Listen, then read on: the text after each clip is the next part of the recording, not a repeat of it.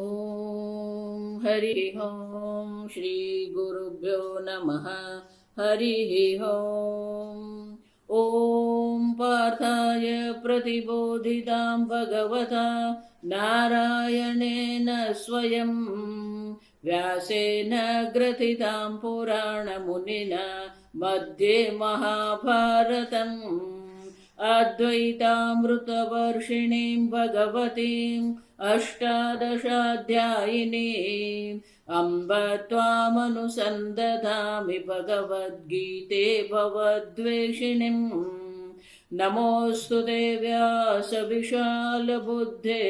पुल्लारविन्दायतपात्रनेत्र येन त्वया भारततैलपूर्णः प्रज्वालितो ज्ञानमय प्रदीपः प्रपन्नपारिजाताय स्तोत्रवेत्रैकपाणये ज्ञानमुद्राय कृष्णाय गीतामृतदुहे नमः।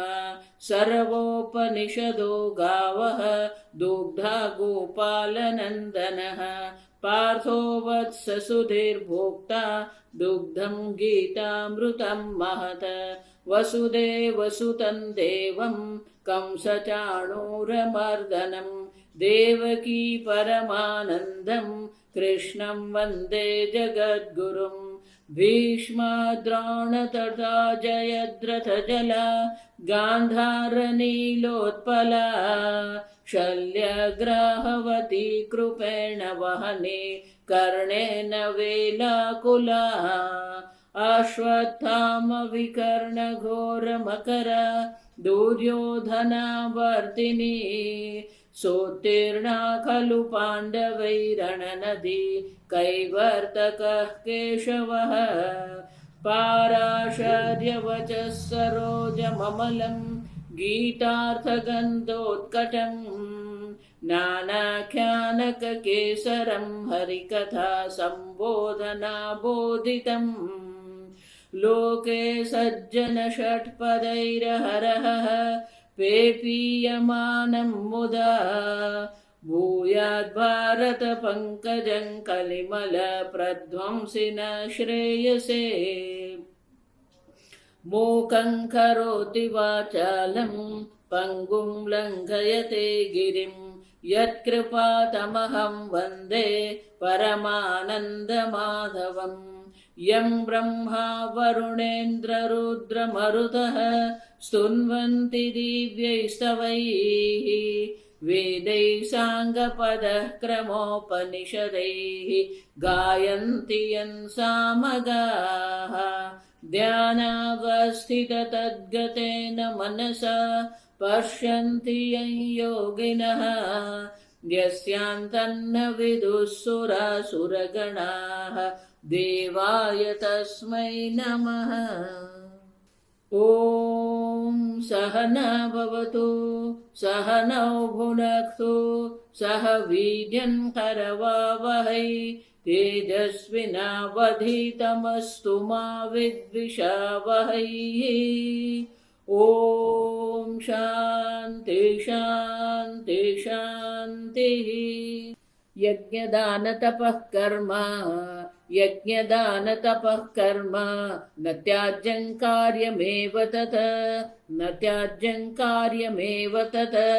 यज्ञोदानं तपश्चैव यज्ञोदानं तपश्चैव पावनानि मनीषिणां पावनानि मनीषिणाम्। एतान्यपि तु कर्माणि सङ्गं त्यक्त्वा फलानि च कर्तव्यानीति मे पार्थ निश्चितं मतमुत्तमम्।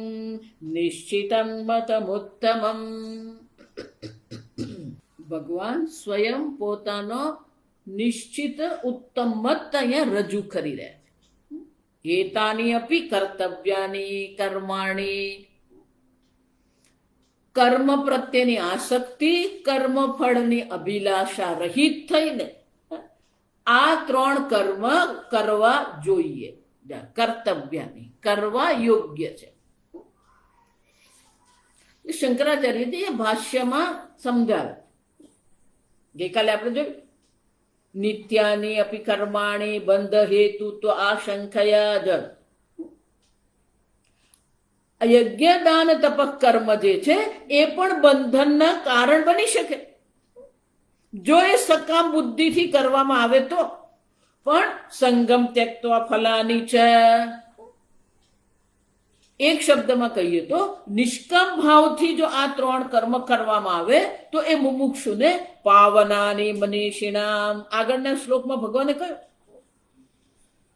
નિષ્કામ ભાવથી લોક કલ્યાણની ભાવનાથી જ્યારે આ કર્મ કરવામાં આવે તો અવશ્ય એ અંતઃકરણની શુદ્ધિ કરનારા બને જ છે. એટલું જ નહીં, કુતઃ કામ્યેષુ પ્રસંગ જ વિચાર. શંકરાચાર્યજી કહે છે આ નિત્ય કર્મ જે છે એ નિત્ય કર્મ સકામ ભાવથી તો મુમુક્ષુ કરતા જ નથી, કારણ કે એ બંધનનો હેતુ છે. તો પછી કામ્ય કર્મને તો પ્રશ્ન જ ક્યાં છે? મુમુક્ષુ માટે કામ્ય કર્મનો કોઈ પ્રશ્ન છે જ નહીં. જો સમજો, જ્યારે નિત્ય કર્મ જે યજ્ઞ દાન તપહ જે છે એ જ જ્યારે સંગતનો ત્યાગ કરીને, આસક્તિનો ત્યાગ કરીને કરવામાં આવે છે.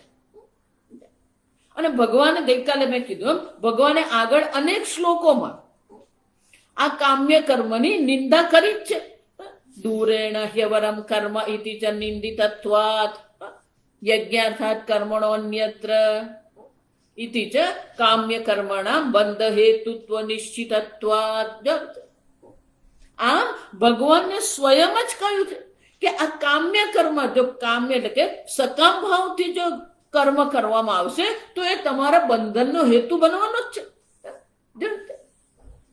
અને એટલા માટે ભગવાને અર્જુનને શું કીધું? જો આવી યામિમામ પુષ્પિતામ વાચમ પ્રવદંતિ વિપશ્ચિતઃ વેદવાદરતઃ પાર્થ નાન્યદસ્તીતિ વાદિનઃ સ્વર્ગ કામ. એ લોકોની ઈચ્છા શામાં છે? સ્વર્ગમાં જ એની ઈચ્છા છે. સ્વર્ગ પરાયણાહ. જાઓ. તો ભગવાન કહે છે કે અર્જુન, આ વેદમાં આ જેટલા પણ કર્મો કહેવામાં આવ્યા છે એ બધા કર્મ જે છે એ કોઈક ને કોઈક વિશેષ ફળ માટે છે. અને જે કર્મને સમર્પિત છે એવા કર્મઠ લોકો તો એમ જ કહે છે આ જ વેદ છે. કર્મ કરવું, પુણ્ય પ્રાપ્ત કરવું, પુણ્ય પ્રાપ્ત કરીને સ્વર્ગ આદિ ઉર્ધ્વલોકની પ્રાપ્તિ કરીને ત્યાં વિશેષ પ્રકારના ભોગ કરવા. નાન્ય દ્રષ્ટિ, આનાથી વિશેષ કઈ છે જ નહીં. જો આમ ભગવાન આ કર્મઠ લોકોની ત્યાં નિંદા કરે છે. અને એટલે ભગવાન અર્જુનને શું કહે છે? ત્રૈગુણ્ય વિષયા વેદાહ નૈસ્ત્રૈગુણ્યો ભવાર્જુન. અર્જુન, આ વેદ જે છે એ 3 ગુણો વાળો છે. 3 ગુણ એટલે કે આ પ્રકારથી વેદમાં અનેક પ્રકારના જે કર્મ દર્શાવવામાં આવ્યા છે એ બધા કર્મ જે છે ત્રૈગુણ્ય વિષયા, સત્વ રજ અને તમ, આ 3 ગુણોથી જ યુક્ત છે.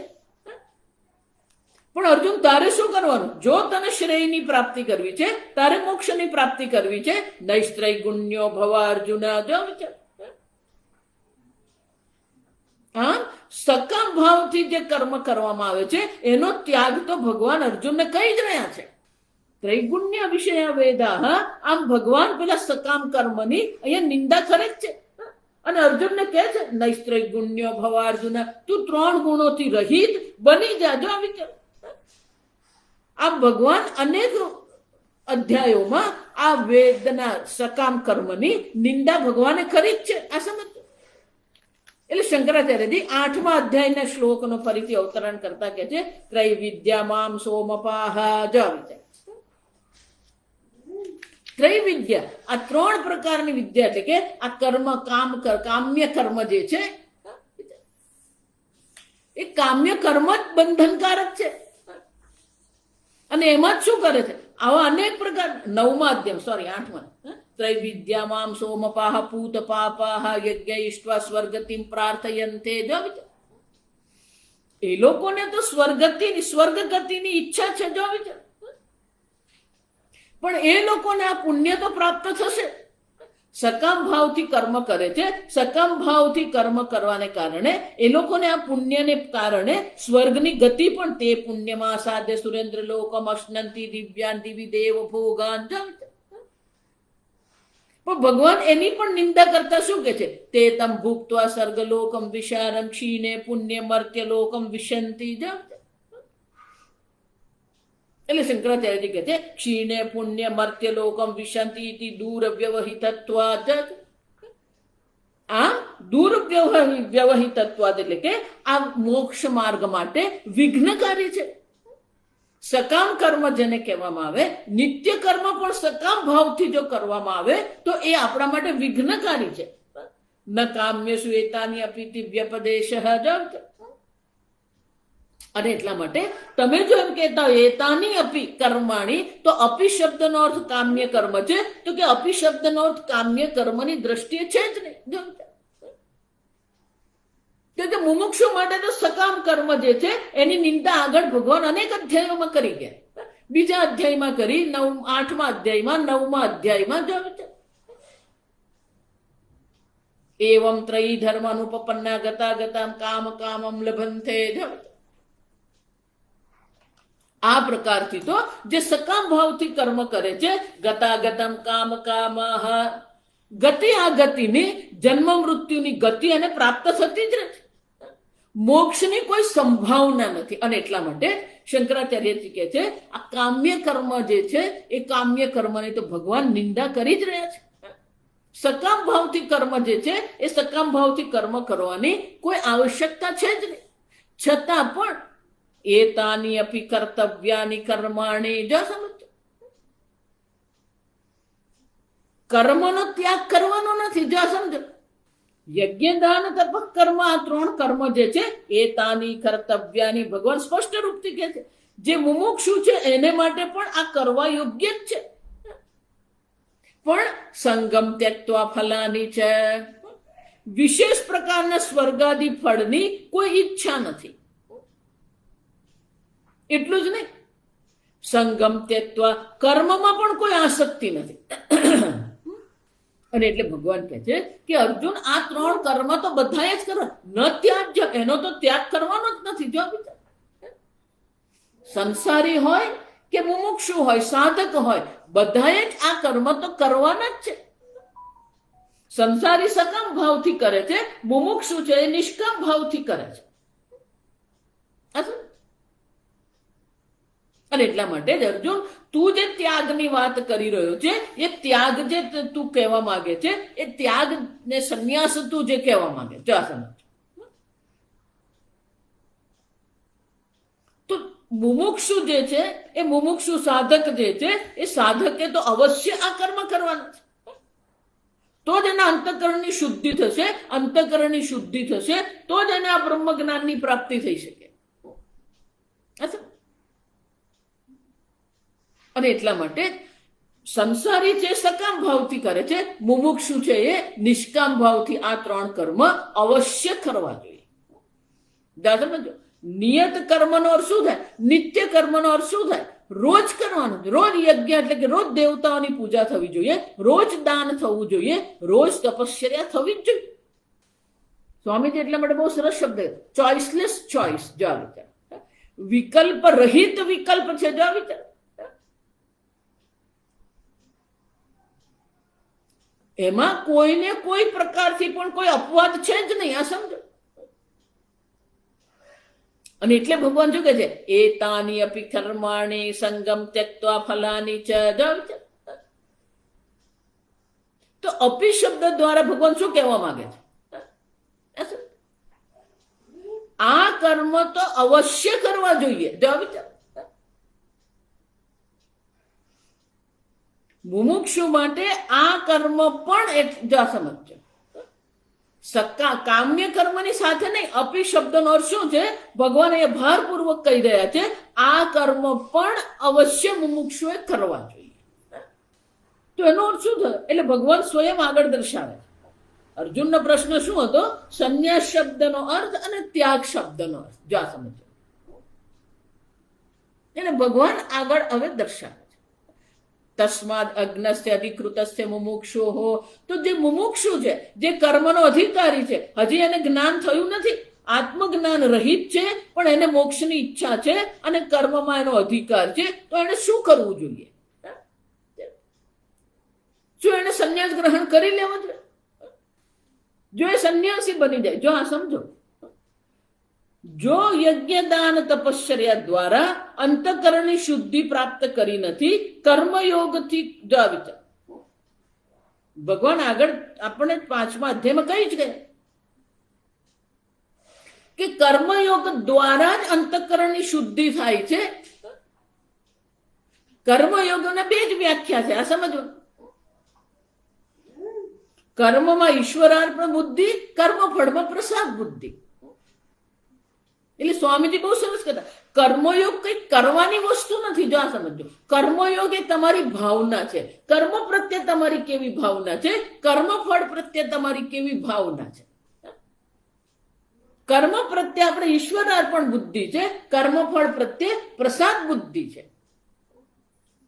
અને આ પ્રકારથી જે જીવન વ્યતીત કરે છે, કર્મયોગ પરાયણ એટલે કે ઈશ્વરાર્પણ બુદ્ધિ અને પ્રસાદ બુદ્ધિથી જે જીવન વ્યતીત કરે છે, એ કર્મયોગી છે.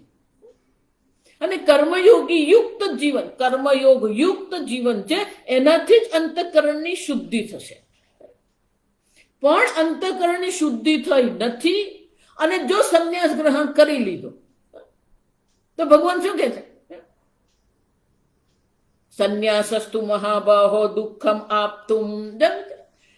જો એણે સંન્યાસ ગ્રહણ કરી લીધો તો એ જ સંન્યાસ એને દુઃખ આપનારો બનશે. અયોગત, યોગયુક્ત જીવન જે જીવ્યો નથી, યજ્ઞદાન તપશ્ચર્યા જેણે કર્યા નથી, જેણે ઈશ્વરાર્પણ બુદ્ધિ અને પ્રસાદ બુદ્ધિ કેળવી નથી, એવી વ્યક્તિ જો સંન્યાસ ગ્રહણ કરી લેશે તો એ જ સંન્યાસ એના માટે દુઃખનું કારણ બને. આજકાલ જે દેખાદેખીથી જે સંન્યાસ બની જાય, સંન્યાસી બની ગયા, પછી શું? સંન્યાસ્ય શ્રવણમ કુર્યા, શાસ્ત્ર શ્રવણ કરીએ. અને શાસ્ત્ર આપણું સંસ્કૃતમાં છે તો સંસ્કૃત ભાષાનું શ્રવણ અધ્યયન કરવું પડે. અને અર્ધ અંડ ન્યાય કહેવાય. જો અર્ધ અંડ ન્યાય એટલે અડધું અડધું કરવું.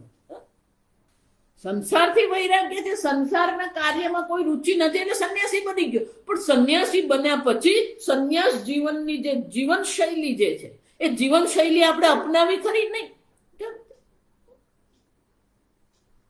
જો એ સંન્યાસની જીવન શૈલી નહીં અપનાવીએ તો એ જ સંન્યાસ આપણા માટે દુઃખનું કારણ બની જાય. આ સમજો.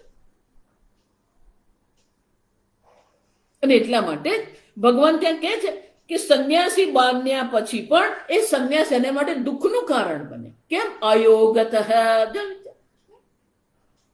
કેમ કે એની પાસે અંતઃકરણ શુદ્ધિનું સાધન રહ્યું જ નથી. યજ્ઞ દાન તપશ્ચર્યા જે છે એ તો ગ્રહસ્થ કરી શકે. અને એટલે ભગવાન આગળ શું કહે છે? યોગ યુક્ત મુનિર બ્રહ્મ અચિરેણાધિગચ્છતિ.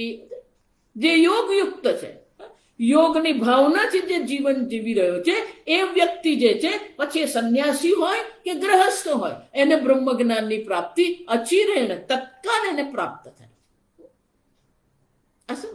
એ જ વસ્તુ ભગવાન અહીંયા કહે છે, એતાની અપી કર્તવ્યાની. આ કર્તવ્ય કર્મ છે મુમુક્ષુ માટે. આના દ્વારા જ એને અંતઃકરણ શુદ્ધિ પ્રાપ્ત કરવાની છે. અને એટલા માટે ભગવાન આગળ હવે 7મા અધ્યાયમાં કહે છે, 7મો નિયતસ્ય તુ સંન્યાસઃ, નિયતસ્ય તુ સંન્યાસઃ કર્મણો નોપપદ્યતે, કર્મણો નોપપદ્યતે મોહાતસ્ય પરિત્યાગઃ, મોહાતસ્ય પરિત્યાગઃ તામસઃ પરિકીર્તિતઃ, તામસઃ પરિકીર્તિતઃ. જાસન આગળ ભગવાને કીધું ને ત્રિવિધમ ત્યાગ. ત્રિવિધ ત્યાગ, 3 પ્રકારના ત્યાગ છે. પણ અર્જુન એ ત્યાગમાં આ 3 કર્મનો તો ત્યાગ કરવાનો, ન ત્યાજ્ય. 3 પ્રકારના ત્યાગ છે, છતાં પણ આ 3 પ્રકારના જે કર્મ છે એનો ત્યાગ ન ત્યાજ્યમ કાર્યમેવ તત. એનો અર્થ શું થયો? જે મુમુક્ષુ છે, જે ગ્રહસ્થ છે, એને માટે શું કરવું છે? નિયતસ્ય તુ સંન્યાસ કર્મણઃ ન ઉપપદ્યતે. કર્મણઃ સંન્યાસ ન ઉપપદ્યતે. જાસન નિયતસ્ય તુ, નિયતસ્ય એટલે કે આ નિયત કર્મ જે છે, યજ્ઞ દાન અને તપશ્ચર્યા, આ જે નિયત કર્મ જે છે, નિયતસ્ય કર્મણઃ પરિત્યાગ ન અજ્ઞસ્ય પાવનત્વસ્ય ઇષ્ટત્વાત. જે અજ્ઞાની છે એને માટે હજી અંતઃકરણ શુદ્ધિની આવશ્યકતા છે. પાવનત્વસ્ય અપેક્ષા ઇષ્ટત્વાત. એટલે આગળ ભગવાન કઈ જ ગયા, નિયતમ કુરુ કર્મત્વમ કર્મજ્જાયો હિ અકર્મણઃ. અર્જુન, તને એમ લાગે છે કે ભગવાન મારે બ્રહ્મ જ્ઞાન પ્રાપ્ત કરવું છે એટલે હું સંન્યાસી બની જાઉં અને હું બ્રહ્મ જ્ઞાન પ્રાપ્ત કરું. નયોત્સૈતિ ગોવિંદ. અને એટલે ભગવાન મારે યુદ્ધ કરવું જ નથી. એટલે ત્રીજા અધ્યાયમાં જયારે અર્જુને પ્રશ્ન કર્યો, તત્કિમ કર્મણિ ઘોરે મામ નિયોજયસી કેશ. ભગવાન, આ ઘોર કર્મમાં શા માટે તમે મને નિયુક્ત કરો છો?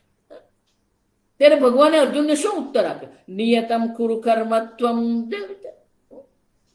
નિયતમ, નિયતમ એટલે કે જે તારે ક્ષત્રિય તરીકે, યોદ્ધા તરીકે, ગ્રહસ્થ તરીકે તારા માટે જે નિયત નિશ્ચિત કર્મ જે છે એ કર્મ તારે અવશ્ય કરવા જોઈએ. નિયતમ કુરુ કર્મત્વમ.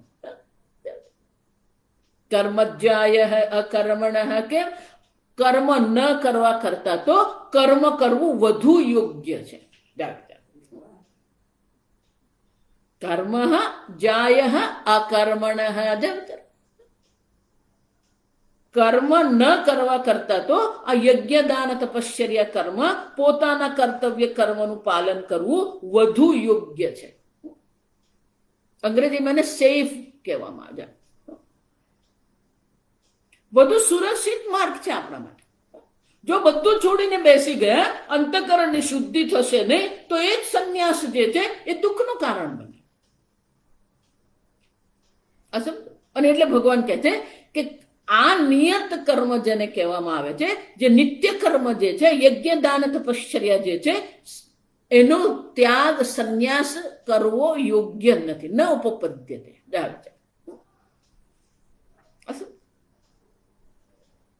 આમ ભલે આપણે ત્યાગની વાત કરીએ છીએ, સંન્યાસની વાત કરીએ છીએ, પણ આ કર્મનો સંન્યાસ યોગ્ય નથી. જો આ સમજ, મોહાદ અજ્ઞાતસ્ય નિયતસ્ય પરિત્યાગ. છતાં પણ મોહને કારણે, મોહ એટલે શું છે? જે જેવું છે એવું આપણે જોતા નથી અને જેવું નથી એવું આપણે જોઈ રહ્યા છીએ. એને મોહ કહેવામાં આવે. જા સમજ. આજકાલ જે બધું ચાલી રહ્યું છે, આપણા સંપ્રદાયો જે ચાલી રહ્યા છે, રોજ એક નવો સંપ્રદાય બને. તમે છોડીને ક્યાં જશો? હું પહેલેથી કહેતી આવી, કોઈ પણ વ્યક્તિ જયારે મને એમ કે સ્વામીજી આશ્રમમાં રહેવા જવું, નહીં. જો આપણી અંતઃકરણની શુદ્ધિ થઈ નથી, હજી આપણે શાસ્ત્ર શ્રવણમાં રુચિ થતી નથી, શાસ્ત્ર શ્રવણ હજી પણ આપણે વિકલ્પ તરીકે માનીએ છીએ, ક્યારેક કર્યું ક્યારેક નહીં કર્યું, સ્વામીજી તમારે પ્રવચન કરતા રહેવાનું, મને ટાઈમ મળે તો હું સાંભળીશ. ભક્તિમાં હજી આપણી નિષ્ઠા થઈ નથી. રોજ આપણે જપ કરવાનો, તપ કરો. યજ્ઞ એટલે શું? આપણે જોઈ ગયા, દેવતાઓની પૂજા રોજ કરવાની છે. રોજ આપણે પૂજા કરતા નથી. જ્યાં સુધી એ ભક્તિ અને શાસ્ત્ર શ્રવણમાં આપણી નિષ્ઠા નહીં થાય ત્યાં સુધી સંન્યાસ ગ્રહણ કરવો અયોગ્ય છે. આપણા અંતઃકરણ, જો એટલા માટે જ કહું, વેદાંત જે છે ને એ બાહ્ય જીવનથી કઈ મતલબ નથી. ભગવાને ક્યાંય આ કેસરી કપડા પહેરવાની વાત કરી જ નથી. સંન્યાસ જેને તમે કહો છો, એ સંન્યાસ માટે પહેલા તો શું કરવું પડે? શાંતો દાંતો તિતિક્ષુ સમાહિતો ભૂત્વા. શાંત શમ, પોતાના મન પર આપણો નિગ્રહ છે કે નહીં? દમ, ઇન્દ્રિયો પર આપણું નિયંત્રણ છે કે નહીં? તિતિક્ષુ, કોઈ પણ પ્રકારનું સુખ દુઃખ જીવનમાં આવે, શીત ઉષ્ણ જીવનમાં આવે, એને સહન કરવાની શક્તિ છે કે નહીં? આપણે સમાહિત, આપણું મન એકાગ્ર બની શકે છે કે નહીં? ઉપરતિ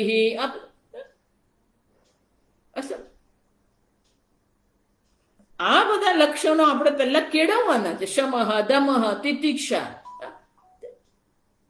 ઉપરતિ, શ્રદ્ધા, સમાધાન, વિવેક, વૈરાગ્ય. જ્યાં સુધી આ બધા ગુણ આપણે કેળવતા નથી, આ ગુણ કેળવ્યા વિના જ જો આપણે સંન્યાસ ગ્રહણ કરી લઈએ, આશ્રમમાં રહેવા જતા રહીએ, પછી આશ્રમને સંસાર બનાવી દઈએ.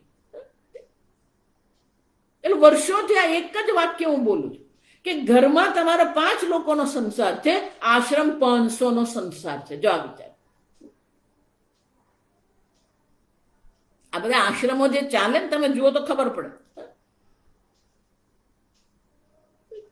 નાના સ્વામીજી, હું આશ્રમમાં સેવા કરતો, ઘરમાં શું વેઠ ઉતારતો? ઘરમાં માતા પિતાની સેવા નથી કરતો અને ત્યાં આશ્રમમાં જઈને સેવા કરે.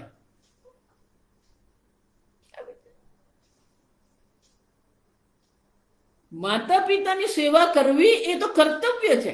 નિયતમ માતૃદેવો ભવ, પિતૃદેવો ભવ, આચાર્ય દેવો ભવ, અતિથિ દેવો ભવ. સત્યમ વદ, ધર્મમ ચર, ધર્માન ન પ્રમદિતવ્યમ, કુશલાન ન પ્રમદિતવ્યમ. તમારા જે નિયત ધર્મ જે છે, સ્વધર્મ છે, એનો ત્યાગ ક્યારેય કરવાનો જ નથી. કર્મણઃ સંન્યાસઃ ન ઉપપદ્યતે. આ સમજ. એટલે 3જા અધ્યાયમાં ભગવાન કહે છે સ્વધર્મે નિધનમ શ્રેય, પરધર્મો ભયાવહ. એ જ વસ્તુ અહીંયા ફરીથી કહેવાના છે 18મા અધ્યાય, સ્વધર્મે નિધનમ શ્રેય. આપ સમજો. અને એટલે ભગવાન કહે છે કે આ નિયત કર્મ જે છે, જે તમારા કર્તવ્ય કર્મ જે છે, કર્તવ્ય કર્મનો તો ત્યાગ ક્યાંય નથી. આ પ્રાચીન કાળની દ્રષ્ટિ વિચારીએ તો કોઈ ગ્રહસ્થ ક્યારેય આશ્રમમાં રહેતા જ નથી. આજકાલ નવું ચાલુ કરી દીધું. કેમ? કે આશ્રમનું સંચાલન કરવા માટે પેલા ગ્રહસ્થ જોઈએ, એકાઉન્ટ લખવા માટે જોઈએ, અને પેલા ચાદર ધોવા માટે જોઈએ, રૂમ સફાઈ માટે જોઈએ. કોઈ પણ પ્રકારે કોઈ પણ ગ્રહસ્થ આશ્રમમાં રહી શકે જ નહીં. બિલકુલ શાસ્ત્ર વિરુદ્ધ છે. ઘરમાં તમે સેવા તમારા નિત્ય કર્મ નથી કરતા, ઘરમાં તમે પૂજા પાઠ નથી કરતા, ઘરમાં તમે શાસ્ત્ર શ્રવણ કરતા નથી, અને આશ્રમમાં જઈને શું કરવાના? એટલે હું કહું, પેલો 2 દિવસ જ આશ્રમમાં ડાયો રહે, 3જે દિવસથી બધું ચાલુ પાછું. અને એટલે ભગવાન કહે છે નિયતસ્ય તુ સંન્યાસઃ કર્મણઃ, નિયતસ્ય કર્મણઃ સંન્યાસઃ ન ઉપપદ્યતે. ન ઉપપદ્યતે એટલે કે શક્ય જ નથી. ઉપપદ્યતે નો અર્થ શું થાય? શક્ય. ન ઉપપદ્યતે સંભવ જ નથી. કોઈને એમાં કોઈ શક્યતા. કેમ? અજ્ઞસ્ય પાવનત્વસ્ય ઇષ્ટત્વાદ. અજ્ઞાની જન માટે અંતઃકરણ શુદ્ધિની પ્રાપ્તિ કરવી ઈચ્છનીય છે.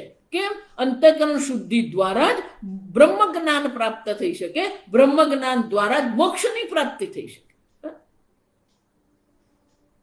જે મુમુક્ષુ છે, પછી ભલે ગ્રહસ્થ હોય કે સંન્યાસી હોય, જવાબ છે,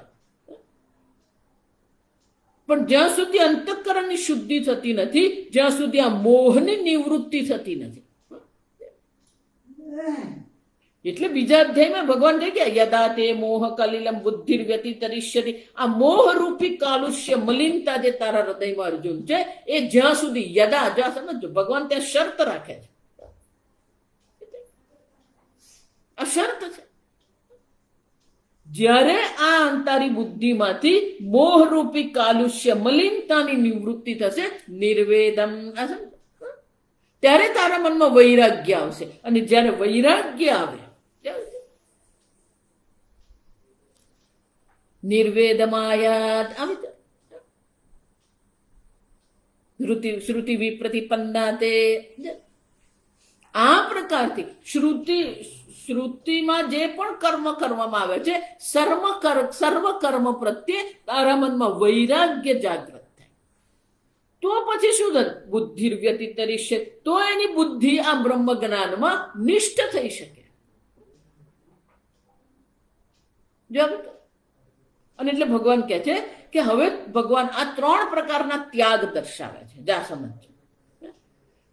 ત્રિવિધ ત્યાગ જે ભગવાને કીધું કે 3 પ્રકારના ત્યાગ જે છે એ 3 પ્રકારના ત્યાગમાં આ પહેલો ત્યાગ ભગવાન અહીંયા દર્શાવે. જા સમજ.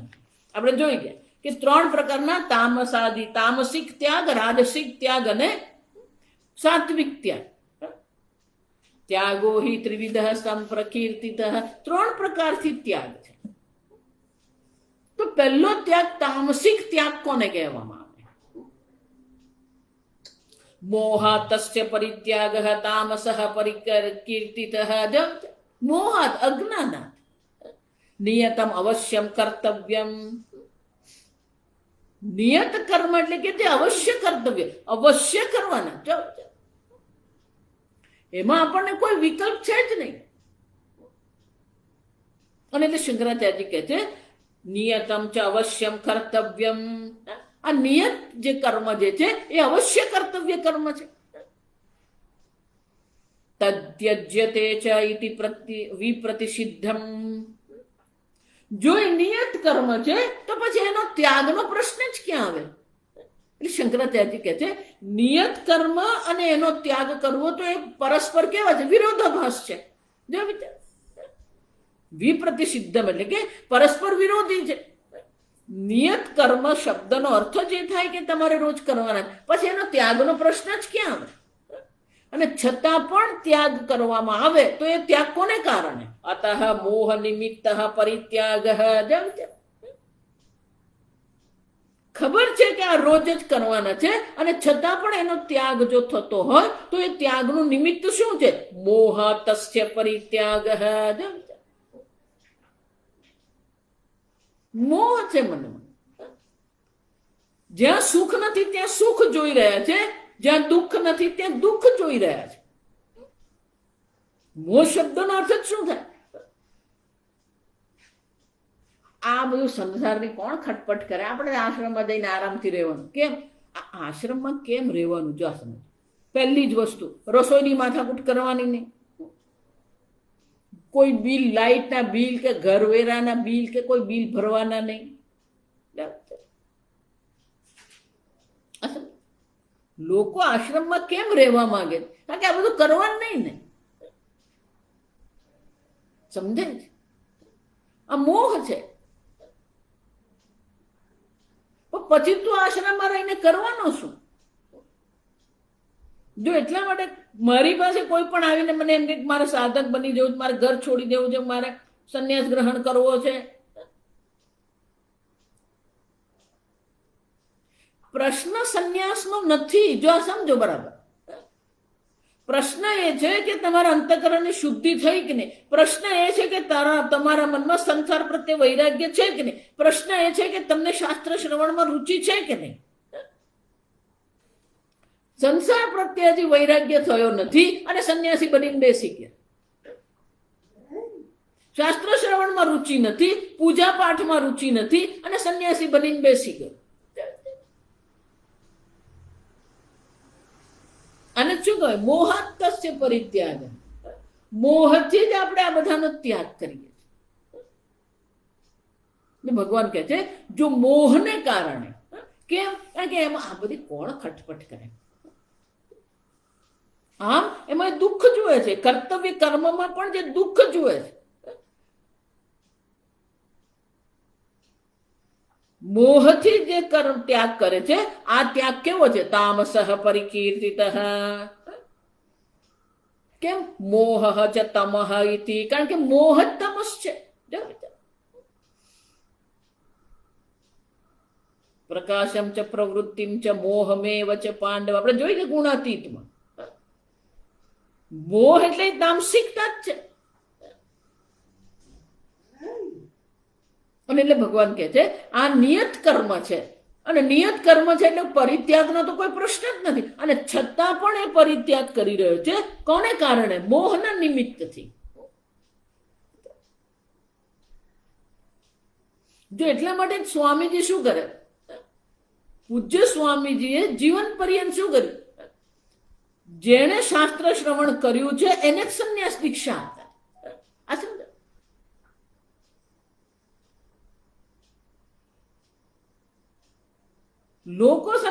બનીને પછી શું કરે? મફતનું ખાવાનું, મફતનું રહેવાનું. બિન જવાબદાર સંન્યાસી બનીને લોકો બિન જવાબદાર બની રહ્યા છે. કોઈ જવાબદારી જેવું છે જ નહીં એ લોકોને. આ સંન્યાસ નથી, આ સમજ. અને પલાયનવાદ કહેવાય આપણે ગુજરાતીમાં, ભાગેડું વૃત્તિ.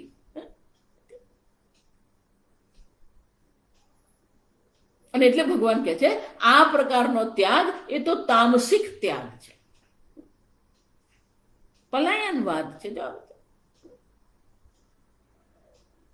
તો કે ભગવાન રાજસિક ત્યાગ કોને કહેવામાં આવે? એટલે ભગવાન આગળના 8મા શ્લોકમાં આપણને રાજસિક ત્યાગ કોને કહેવાય દર્શાવે છે. શ્લોકમાં દુઃખમિત્યેવ યત્કર્મ, દુઃખમિત્યેવ યત્કર્મ કાય ક્લેશ ભયાત્યજેત, કાય ક્લેશ ભયાત્યજેત, સકૃત્વા રાજસં ત્યાગમ, સકૃત્વા રાજસં ત્યાગમ નૈવ ત્યાગ ફલમ લભેત, નૈવ ત્યાગ ફલમ લભેત.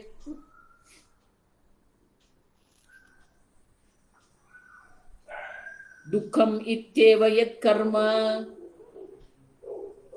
જેને કર્મ કરવામાં દુઃખ લાગે. જો વિચાર, શ્રમ સાધ્યત્વાત દુઃખમિત્યેવ યત્કર્મ કાય ક્લેશ ભયાત, શરીર દુઃખ ભયાત, શ્રમ સાધનત્વાદ. આટલી બધી મહેનત કોણ કરે? ભંડારામાં જઈને ખાઈ લેવાનું. જો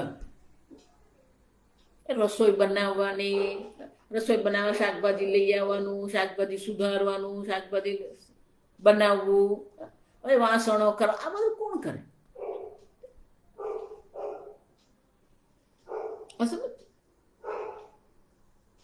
મહેનત કરવા માંગતો નથી.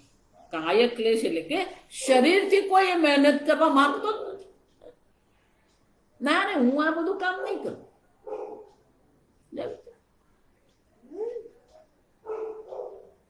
હા, pero શ્રમનો ભય છે ને. શરીર દુઃખ ભયાત્યજેત પરિત્યજેત.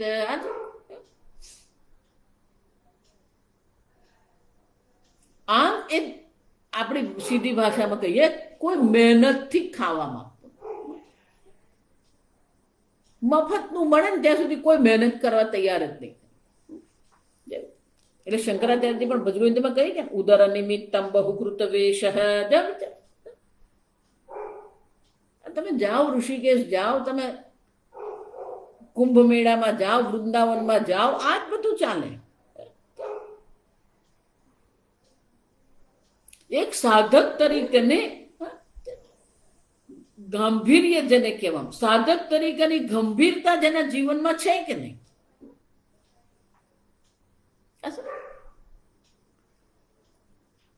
પેલા આશ્રમમાં રહે પણ મંદિરે જાય જ નહીં. આરતી કે એને કોણ જાય છે? આપણે તો સંન્યાસી, એ સંન્યાસી પૂજા પાઠનું શું કામ?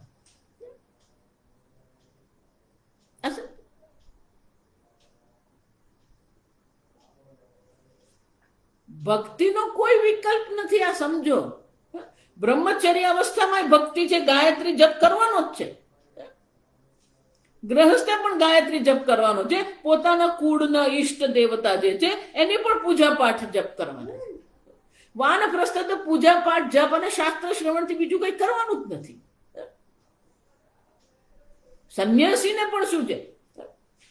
સંન્યાસી ભગવાનનો ભક્ત છે, આ સમજો. ભક્તિ કોઈ વિકલ્પ નથી, આ સમજો.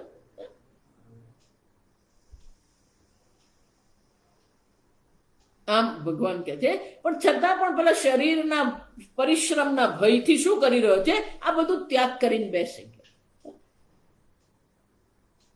દુઃખ મિત્યેવ યત કર્મ, આ બધું દુઃખ છે. આ બધી ખટપટ કોણ કરે?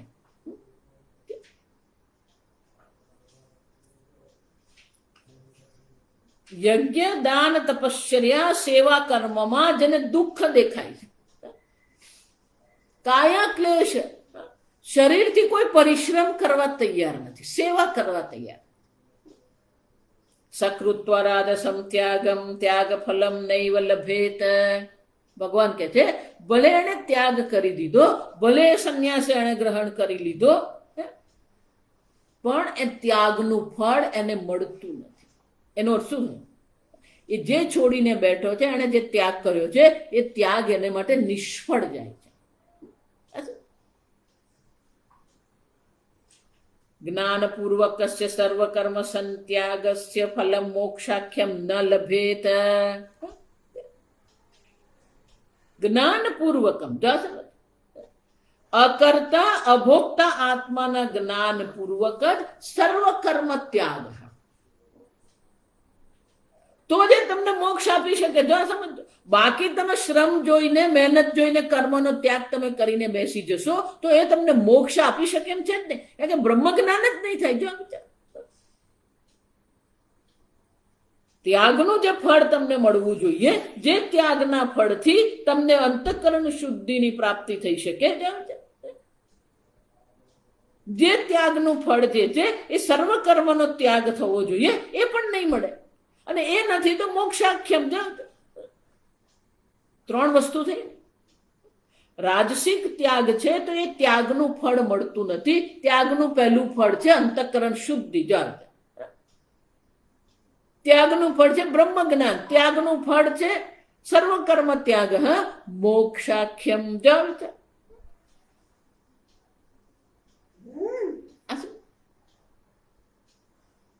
જો એટલે હું કહું કે આશ્રમમાં રહેવું કે સંન્યાસી બનવું એ મહત્વનું નથી. પહેલા આપણે શાસ્ત્ર શ્રવણ કરીએ, નિષ્ઠાપૂર્વક શાસ્ત્ર શ્રવણ કરીએ.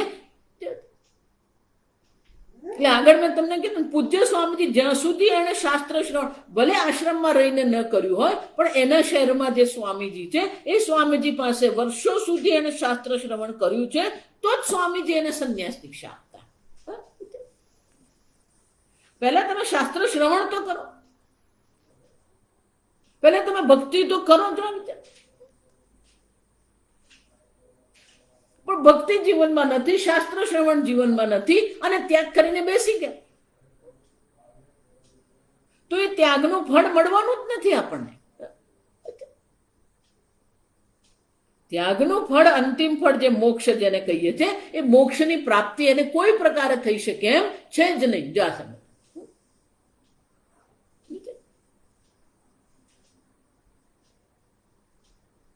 આમ આ રાજસિક ત્યાગ છે. પેલો તામસિક છે, મોહને કારણે છોડી દીધું. આને શું છે? કાય ક્લેશ ભયા દુઃખ મિત્યેવ યત કર્મ. આ બધા કર્મ તો દુઃખ છે. તો પછી ભગવાન કહ પુનઃ સાત્વિક ત્યાગ. તો ભગવાન સાત્વિક ત્યાગ કોને કહેવાય? જા વિચારજો. મોહથી જે નિયત કર્મનો ત્યાગ કરી દે, અથવા તો આમાં દુઃખ છે, આ બધો શ્રમ છે, કાયા ક્લેશ છે, શરીરનું દુઃખ છે, આ બધી મહેનત કોણ કરે? સીધી ભાષા, આવો વિચારથી જે ત્યાગ કરે એ રાજસિક ત્યાગ. તો ભગવાન સાત્વિક ત્યાગ કોને કહેવાય? આ શ્લોક બહુ મજાનો.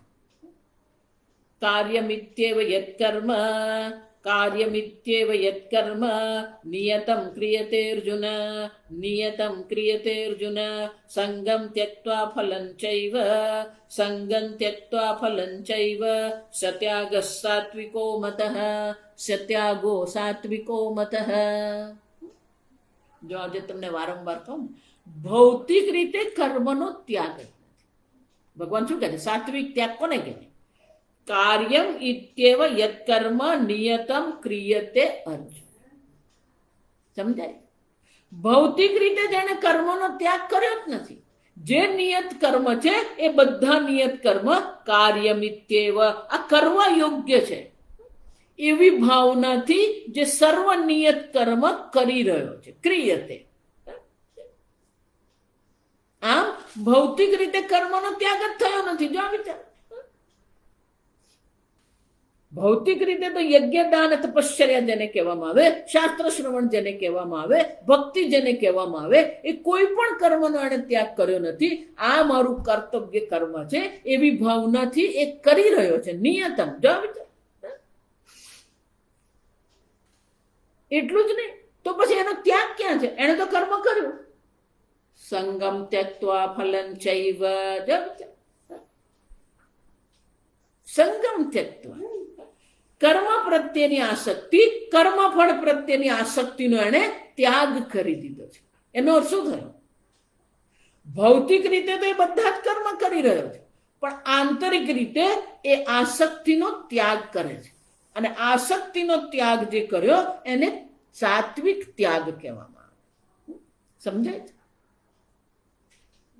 હું જે વારંવાર જે તમને કહું છું, ભૌતિક રીતે કોઈ કર્તવ્ય કર્મનો ત્યાગ નથી.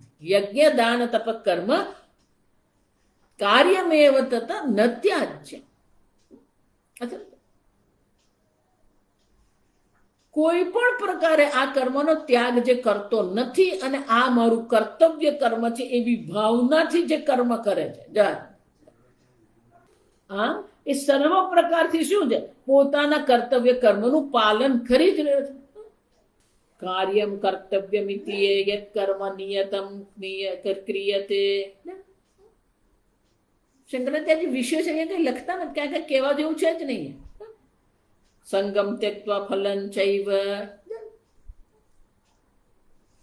કર્તવ્ય કર્મનું એ પાલન કરે છે, પણ આસક્તિનો અને કર્મફળનો ત્યાગ કરે. સંગમ ત્યક્ત્વા ફલં ચૈવ. એટલે કે સંસારની અંતર્ગત કોઈ વિશેષ કર્મફળની અને કોઈ અપેક્ષા નથી. નિષ્કામ ભાવથી કર્મ કરે. સંગમ ત્યક્ત્વા એટલે કે કર્મ પ્રત્યે પણ એને કોઈ આસક્તિ નથી. આ કર્તવ્ય કર્મ છે અને એટલા માટે આ કર્તવ્ય કર્મનું હું પાલન કરું છું. સત્યાગ સાત્વિકમ મત. અર્જુન, આ મારો મત છે, આ સાત્વિક ત્યાગ છે. આમ ત્રિવિધ ત્યાગ પ્રકીર્તિત. મોહથી જે ત્યાગ કરવામાં આવે તામસિક છે. દુઃખના ભયથી, કાયા ક્લેશના, શરીરના દુઃખના ભયથી જે ત્યાગ કરે છે એ રાજસિક ત્યાગ છે. પણ જે નિયત કર્મ કરે છે, ક્રિયતે, નિયતમ ક્રિયતે. અર્જુન, યજ્ઞ દાન તપ કર્મ કાર્યમેવ. શંકરાચાર્યજી એક વિશેષ ચર્ચા અહીંયા આરંભ કરે. પૂર્વ મીમાંસકો એવું માને છે, આપણે આ ચર્ચા કરી ગયા કે પૂર્વ મીમાંસકો એવું માને છે કે નિત્ય કર્મનું કોઈ ફળ નથી, એ તો કરવાનું જ હોય. એટલે શંકરાચાર્યજી કહે છે એવું ક્યાંય લખ્યું નથી કે નિત્ય કર્મનું કોઈ ફળ નથી. આ નિયત કર્મ જેને કહીએ, જે નિત્ય નૈમિતિક કર્મ જે છે, એટલે શંકરાચાર્યજી એ મુદ્દો અહીંયા ફરીથી ઉઠાવે છે. એટલે શંકરાચાર્ય નિત્યાનામ કર્મણામ ફલવત્વે ભગવત વચનમ પ્રમાણમ અવોચામ. નિત્ય કર્મ જેને કહેવામાં આવે એ નિત્ય કર્મ પણ ફલવાન છે. એનું પણ ફળ છે. એ ભગવત વચન છે. ભગવાન સ્વયં આગળ કહી ગયા છે. 5મા અધ્યાયમાં ભગવાન સ્વયં કહી જ ગયા છે કે જે નિત્ય કર્મ જે છે એ નિત્ય કર્મનું જે પાલન કરે છે, પણ જે નિષ્કામ ભાવથી જે પાલન કરે છે એને અંતઃકરણની શુદ્ધિની પ્રાપ્તિ થાય છે. આ નિત્ય કર્મનું પણ ફળ છે. જવાબ કેમ? બ્રહ્મણ્યાધાય કર્માણિ સંગમ ત્યક્ત્વા કરોતિ યઃ ન સલિપ્યતે પાપેન.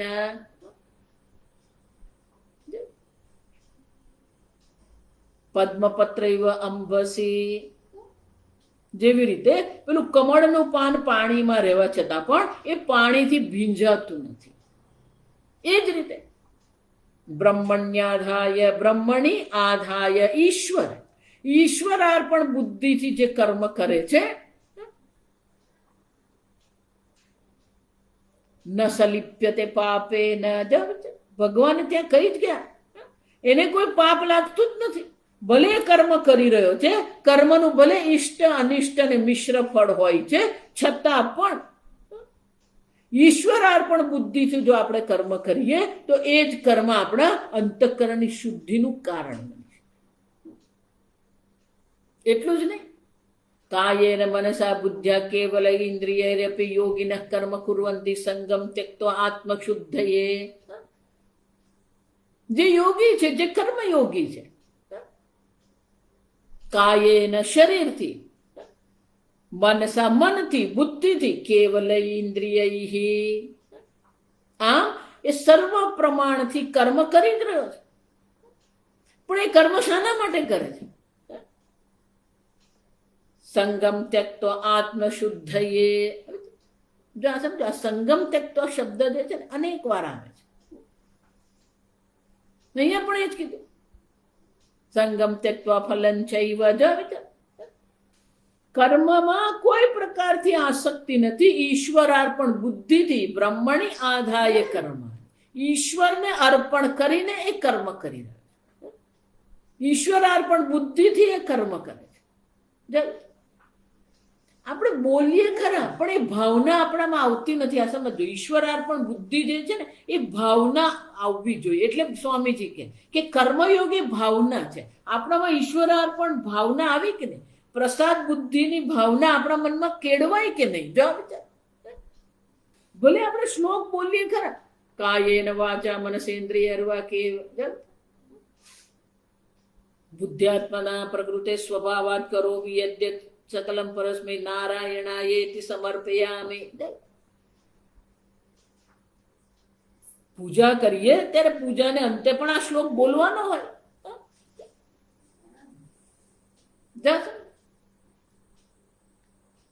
રાત્રે સુઈ જઈએ ત્યારે ભગવાનને કહી દેવાનું, ભગવાન આજે જે કોઈ કર્મ કર્યા એ બધા કર્મ હું તમને અર્પણ કરું છું. આમ શંકરાચાર્યજી કહે છે, યદ્યપિ ફલમ ન શ્રુત્ય કર્મ તથાપિ નિત્યમ કર્મ કૃતમ આત્મસંસ્કારમ પ્રત્યવય પરિહારમ વા ફલમ કરોતિ. નિયત કર્મ ધારો કે પણ તમે એમ માનો કે નિયત કર્મનું કોઈ ફળ નથી, છતાં પણ એનું ફળ તો છે જ. કેમ? આત્મસંસ્કારમ, અંતઃકરણની શુદ્ધિ થવાની જ છે. પ્રત્યવાય પરિહારમ વા ફલમ કરોતિ. તો અંતઃકરણની શુદ્ધિ માટે કર્મ કરવામાં આવે છે એવું જયારે કહીએ આપણે,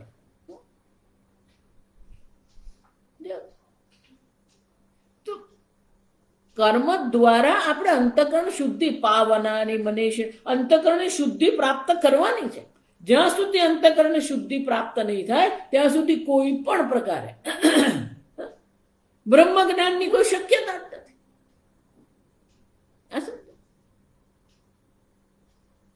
સમજો,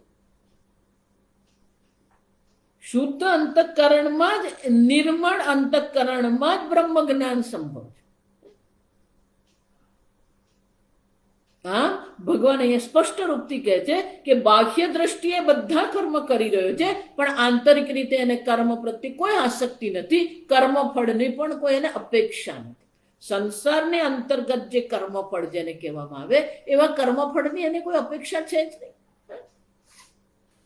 અને એટલે શંકરાચાર્ય કહે છે સંગમ ત્યક્ત્વા ફલમ ચૈવ. આમ ભગવાન આ બે શબ્દો દ્વારા દર્શાવે છે કે નિયત કર્મનું પણ ફળ છે.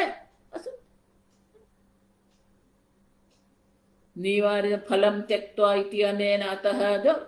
જો નિયત કર્મનું ફળ છે જ નહીં તો પછી ભગવાન ફલમ ત્યક્ત્વા કઈ કેવી રીતે છે? ભગવાન જયારે ફલમ ત્યક્ત્વા કહી રહ્યા છે એ જ દર્શાવે છે કે નિયત કર્મનું ફળ છે, પણ જે મુમુક્ષુ છે એ શું કરી રહ્યો છે? એ ફળનો પણ એ ત્યાગ કરે છે. અને એટલા માટે શંકરાચાર્યજી કહે છે કે નિયત કર્મનું ફળ નથી હોતું એવું વિચારવાની જરૂર નથી. જો કર્મફળ નહીં હોય તો ભગવાન ફલમ ત્યક્તા શબ્દ વાપરી શકે નહીં. પણ ભગવાન અહીંયા કહે છે ત્યક્ત્વા ફલમ ચૈતિ. આમ ભગવાનનું આ વાક્ય સિદ્ધ કરે છે કે નિયત કર્મનું પણ ફળ છે, નિત્ય નૈમિતિક કર્મનું ફળ છે, પણ એ ફળનો મુમુક્ષુ શું કરે છે? ત્યાગ કરે છે. આગળ આપણે આવતીકાલ. ઓમ સ્વસ્તિ પ્રજાભ્યઃ પરિપાલયન્તામ ન્યાયેન માર્ગેણ મહિં મહિષાઃ ગોબ્રાહ્મણેભ્યઃ શુભમસ્તુ નિત્યં લોકા સમસ્તા સુખિનો ભવन्तु કાલે વર્ષતુ પર્જન્યઃ પૃથ્વી સસ્યશાલિની દેશોऽયં ક્ષોભરહિતઃ બ્રાહ્મણા સन्तુ નિર્ભયાઃ. ઓમ સર્વેષાં સ્વસ્તિર્ભવતુ सर्वेषां शान्तिर्भवतु, सर्वेषां पूर्णं भवतु, सर्वेषां मङ्गलं भवतु, सर्वे भवन्तु सुखिनः, सर्वे सन्तु निरामयाः, सर्वे भद्राणि पश्यन्तु, मा कश्चित् दुःखभाग् भवेत्। असतो मा सद्गमय, तमसो मा ज्योतिर्गमय, मृत्युर्मा अमृतङ्गमय। ॐ पूर्णमदः पूर्णमिदं पूर्णात् पूर्णमुदच्यते, पूर्णस्य पूर्णमादाय पूर्णमेवावशिष्यते। ॐ शान्ति शान्ति शान्तिः। हरिः ॐ श्रीगुरुभ्यो नमः। हरिः ॐ।